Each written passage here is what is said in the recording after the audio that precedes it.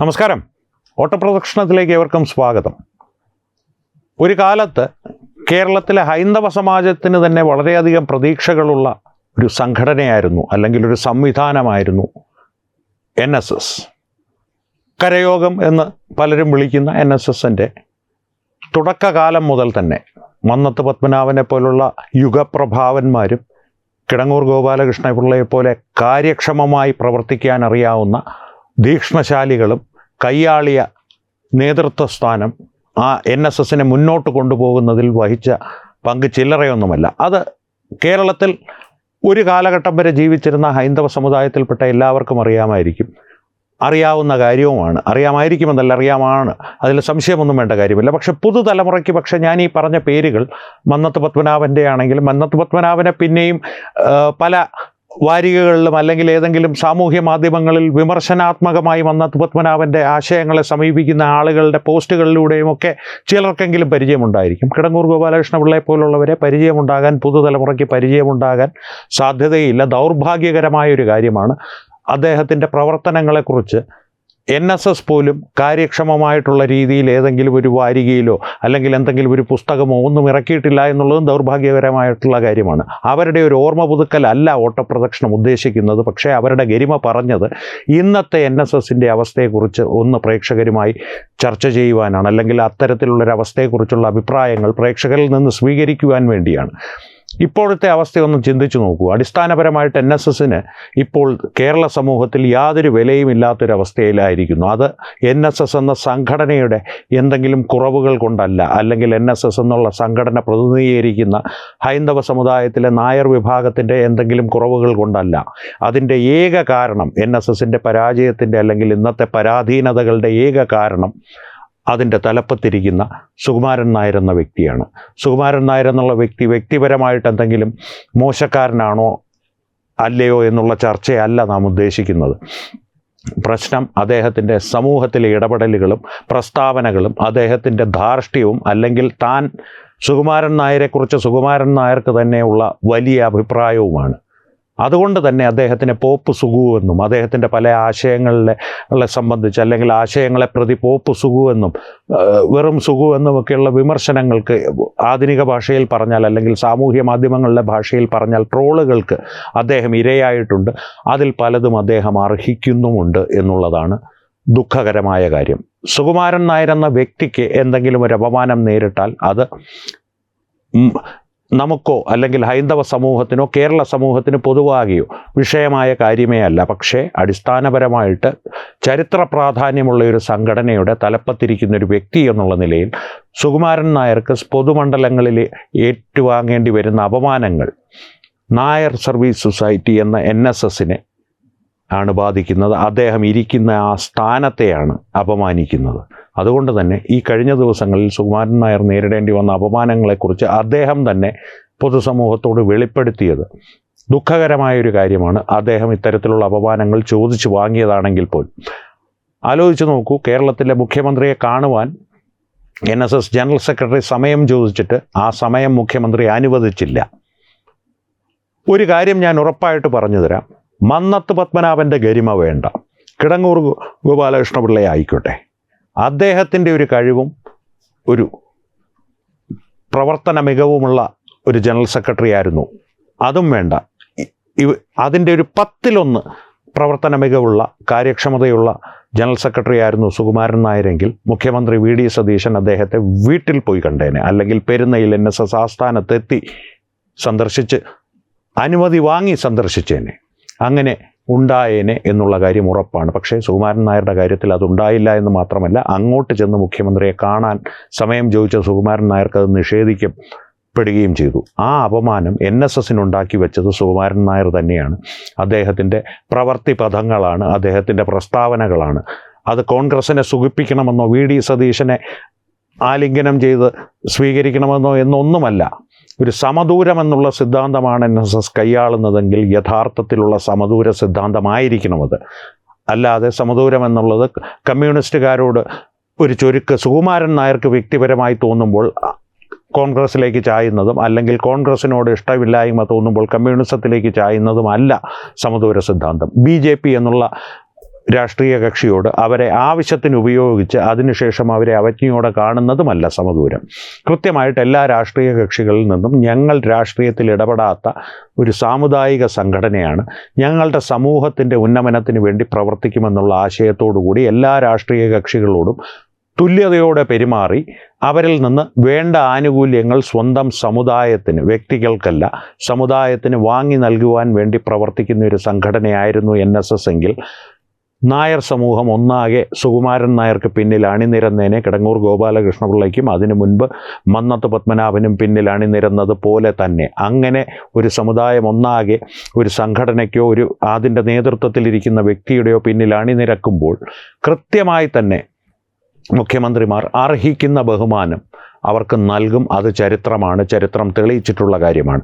ആ ബഹുമാനമാണ് ഇന്ന് Sukumaran Nair NSSന് ഇല്ലാതാക്കിയിരിക്കുന്നത്, NSS general സെക്രട്ടറിയുടെ പദവിക്ക് ഇല്ലാതാക്കിയിരിക്കുന്നത്.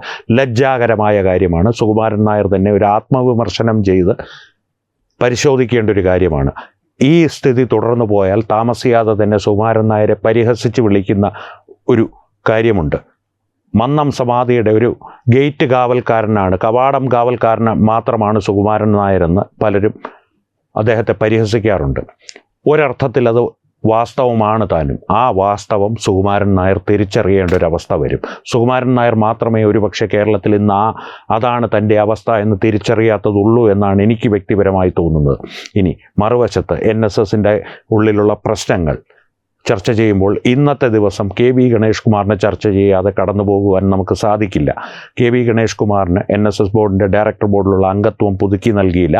അദ്ദേഹത്തോടൊപ്പം ഉണ്ടായിരുന്ന 8 അംഗങ്ങളുടെയും കാലാവധി അവസാനിച്ചപ്പോൾ മറ്റുള്ളവർക്ക്, അതായത് 8 പേർക്ക് അംഗത്വം പുതുക്കി നൽകി. ഗണേഷ് കുമാറിന് അംഗത്വം പുതുക്കി നൽകപ്പെട്ടിട്ടില്ല. സുകുമാരൻ നായർ എടുത്ത ആ തീരുമാനത്തോട് ഭാഗികമായി ഞാൻ യോജിക്കുന്നു. കാരണം NSS പോലൊരു സംഘടനയിൽ യാതൊരു തരത്തിലും പ്രവർത്തിക്കുവാനുള്ള അർഹത KV ഗണേഷ് കുമാർ എന്നുള്ള വ്യക്തിക്കില്ല. അദ്ദേഹം ഒരു പൂങ്കൃതികാമനായി കേരള സമൂഹത്തിൽ ഇങ്ങനെ മേഞ്ഞു നടക്കുവാൻ മാത്രമുള്ള ഒരു വ്യക്തിയാണ്. പൊതുമണ്ഡലത്തിൽ ഇടപെടാനുള്ളൊരു സഭ്യതയോ മാന്യതയോ ഒരു വ്യക്തി പുലർത്തേണ്ട ഒരു സദാചാരബോധമോ, അതായത് ഒരു നേതാവിൻ്റെ ഭാഗത്തു നിന്ന് സദാചാര പോലീസ് കളിക്കുകയല്ല ഞാൻ, സദാചാരബോധം എന്നുള്ളൊരു കാര്യമുണ്ട്. കാരണം ഒരു പൊതുസമൂഹത്തിന് മാതൃകയാകേണ്ട ഒരു വ്യക്തിയാണ്, അല്ലെങ്കിൽ താൻ നയിക്കുന്ന സംഘടനയ്ക്ക് മാതൃകയാകേണ്ട വ്യക്തിയാണ് ഒരു നേതാവ്. അതുകൊണ്ട് തന്നെ ഒരു പരിധിവരെയുള്ള സദാചാരബോധം ആ വ്യക്തി കാത്തു സൂക്ഷിച്ചേ മതിയാകുകയുള്ളൂ. ഇനി സദാചാരബോധം ഇല്ലാത്തൊരു വ്യക്തിയാണെങ്കിൽ അദ്ദേഹത്തിൻ്റെ വാക്കുകളും പ്രവൃത്തികളും മാന്യമായിരിക്കണം.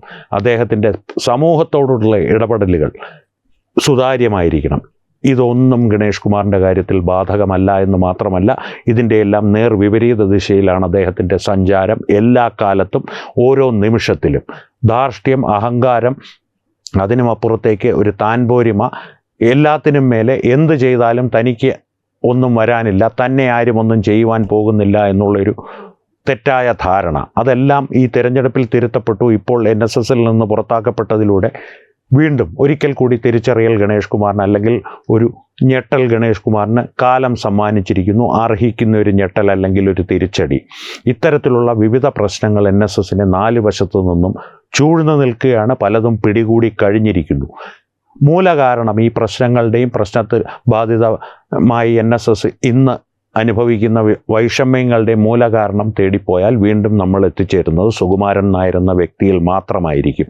അടിസ്ഥാനപരമായി ഏറ്റുവാങ്ങിയ അപമാനങ്ങളെല്ലാം സഹിച്ച് മനസ്സിനൊരു സമാധാനം കിട്ടുവാൻ വേണ്ടി മുഖ്യമന്ത്രി VD സതീശൻ അഹങ്കാരിയാണ് എന്ന് അങ്ങ് പ്രസ്താവിച്ച് സുകുമാരൻ നായർ ഇന്നത്തെ ദിവസവും കടന്നു പോകും. നാളെ അദ്ദേഹത്തിൻ്റെ പതിവ് പരിപാടികൾ, പതിവ് ധാർഷ്ട്യം, പതിവ് താൻപോരിമ, താൻ കേരള സമൂഹത്തിൽ എന്തൊക്കെയോ ആണെന്നുള്ളൊരു തെറ്റിദ്ധാരണ, അദ്ദേഹം വ്യക്തിപരമായി ഒന്നുമല്ല കേരള സമൂഹത്തിൽ എന്ന് അദ്ദേഹം തിരിച്ചറിയുന്നു. നായർ സർവീസ് സൊസൈറ്റി എന്നുള്ള ഒരു സംഘടനയുടെ തലപ്പത്തിരിക്കുന്ന വ്യക്തിയാണ് താനെന്നുള്ളത് കൊണ്ടാണ് ഏതെങ്കിലും കാലത്ത് തനിക്ക് എന്തെങ്കിലും വില കിട്ടിയിട്ടുണ്ടെങ്കിൽ അത് തനിക്ക് ലഭിച്ചത് എന്ന് സുകുമാരൻ നായർ എന്ന് തിരിച്ചറിയുന്നു. അന്നേ അദ്ദേഹത്തിൻ്റെ ഈ പ്രവൃത്തിപഥങ്ങളിൽ എന്തെങ്കിലും ഒരു വ്യതിയാനം ഉണ്ടാവുകയുള്ളൂ. അങ്ങനെ ഒരു സകാരാത്മകമായ വ്യതിയാനം അദ്ദേഹത്തിൻ്റെ പ്രവൃത്തിപഥങ്ങളിൽ ഉണ്ടാവുകയാണെങ്കിൽ അർഹിക്കുന്ന ബഹുമാനം അദ്ദേഹത്തെ തേടിയെത്തുക തന്നെ ചെയ്യും. അല്ല എങ്കിൽ ഞാൻ നേരത്തെ പറഞ്ഞതുപോലെ മന്നം സമാധിയുടെ ഒരു കാവൽക്കാരനായി മാത്രം സുകുമാരൻ നായർ അവസാനിക്കും. സുകുമാരൻ നായരുടെ ചരിത്രം അവസാനിക്കും. ദുഃഖകരമായ കാര്യമാണ്. കാരണം അടിസ്ഥാനപരമായി നേരത്തെ സൂചിപ്പിച്ചതുപോലെ തന്നെ ഈ അപമാനം വന്നു ചേരുക NSSനാണ്, NSSലൂടെ ഹൈന്ദവ സമൂഹത്തിനാണ്. അത്തരത്തിലുള്ളൊരു വ്യക്തി ആത്മവിമർശനം നടത്തണമെന്ന് ഞാൻ പറഞ്ഞതിൻ്റെ കാരണം, അല്ലാതെ നായർ സമൂഹത്തിന് അല്ലെങ്കിൽ ഹൈന്ദവ സമൂഹത്തിന് അദ്ദേഹത്തെ ബലമായി ആ സ്ഥാനത്ത് നിന്ന് പുറത്താക്കുവാൻ സാധിക്കില്ല. NSSൻ്റെ ബൈലോയും പ്രവർത്തന രീതികളും അല്ലെങ്കിൽ തിരഞ്ഞെടുപ്പ് ചട്ടങ്ങളുമെല്ലാം അത്തരത്തിലാണ് നിർമ്മിച്ച് വച്ചിരിക്കുന്നത്, അല്ലെങ്കിൽ ഭേദഗതി ചെയ്ത് അദ്ദേഹം തന്നെ സ്വന്തം സ്ഥാനം സുരക്ഷിതമാക്കിയിരിക്കുന്നത്. പക്ഷേ ഇപ്പോൾ കാറ്റ് കയറാത്തൊരു മുറിയിൽ സ്വയം അടച്ചുപൂട്ടി അതിൻ്റെ താക്കോലും പുറത്തേക്ക് കളഞ്ഞ് അല്ലെങ്കിൽ താക്കോലും നഷ്ടപ്പെടുത്തി കഴിയുന്ന ഒരു വയോവൃദ്ധനായി സുകുമാരൻ നായർ തുടരുന്നു എന്നുള്ളത് ദുഃഖകരമായൊരു കാര്യമാണ്. ആ അവസ്ഥയിൽ നിന്ന് അദ്ദേഹം മാറിയില്ലെങ്കിൽ NSS കൂടുതൽ പരിതാപകരമായൊരവസ്ഥയിലേക്ക് നിലംപതിച്ചുകൊണ്ടേയിരിക്കും. ഇപ്പോൾ അത്രമാത്രം കൂടുതൽ ശേഷങ്ങളുമായി വരും ദിവസങ്ങളിൽ നമുക്ക് വീണ്ടും കാണേണ്ടി വരുമെന്ന് ഞാൻ പ്രതീക്ഷിക്കുന്നു. കാരണം ഇത്തരത്തിലുള്ളൊരു പ്രസ്താവന അദ്ദേഹത്തിൽ നിന്നുണ്ടാകുമ്പോൾ ഇനി വിമർശനങ്ങൾ ഉയരാം. അതുകൊണ്ട് തന്നെ സുകുമാരൻ നായർ കൂടുതൽ രൂക്ഷമായ പ്രതികരണങ്ങൾ സമൂഹത്തിന് നേരെയോ അല്ലെങ്കിൽ VD സതീശന് നേരെയോ ഉയർത്തും.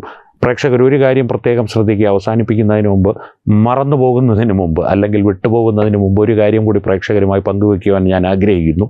സുകുമാരൻ നായരെ അടിമുടി വിമർശിച്ച് ഈ ഒരു വീഡിയോ ചെയ്യുമ്പോൾ ഒരു തരത്തിലും VD സതീശൻ്റെ പ്രവൃത്തിയെ ഞാൻ ന്യായീകരിക്കുന്നില്ല. ജമാഅത്തെ ഇസ്ലാമിയുടെയും കണ്ട പാസ്റ്റർമാരുടെയും തിണ്ണനിരങ്ങുവാൻ സമയം കണ്ടെത്തിയ VD സതീശൻ NSSൻ്റെ ജനറൽ സെക്രട്ടറിയെ കാണുവാൻ സമയം കണ്ടെത്തിയേ മതിയാകൂ. പക്ഷേ NSSൻ്റെ ജനറൽ സെക്രട്ടറി അതിനുള്ള യോഗ്യത തനിക്കുണ്ടെന്ന് VD സതീശനെ ബോധ്യപ്പെടുത്തുവാൻ പ്രാപ്തനായിരിക്കണമെന്നുള്ളതാണ് അതിൻ്റെ മറുവശം.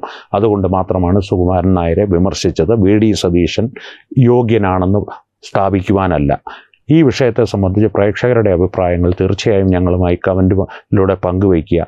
നിങ്ങളുടെ കമൻറ്റുകളിലൂടെ തന്നെ ഇതിലൊരു വിമർശന സാധ്യത ഞാൻ തെളിഞ്ഞു കാണുന്നുണ്ട്. കാരണം ഇത്തരത്തിലുള്ള ഒരു സംഘടനയുടെ തലപ്പത്തിരിക്കുന്ന ഒരു വ്യക്തിയുടെ പെരുമാറ്റ രീതികളെക്കുറിച്ചും അല്ലെങ്കിൽ അദ്ദേഹത്തിൻ്റെ ഒരു യുക്തിബോധത്തെക്കുറിച്ചും സമൂഹത്തിൽ അദ്ദേഹം ഇടപെടേണ്ട രീതികളെക്കുറിച്ചും തീർച്ചയായും പ്രേക്ഷകർക്കും അഭിപ്രായങ്ങളുണ്ടാകും.